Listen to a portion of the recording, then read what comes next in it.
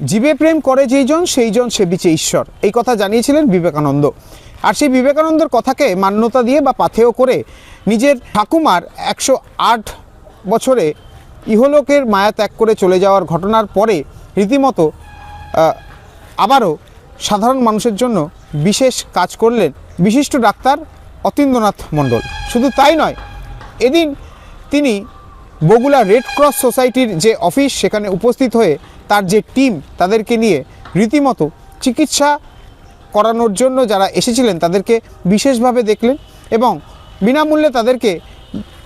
যে পরিষেবা, সেই পরিষেবাও তিনি দিলেন এবং সঙ্গে সঙ্গে কোথায় গেলে তাদের এই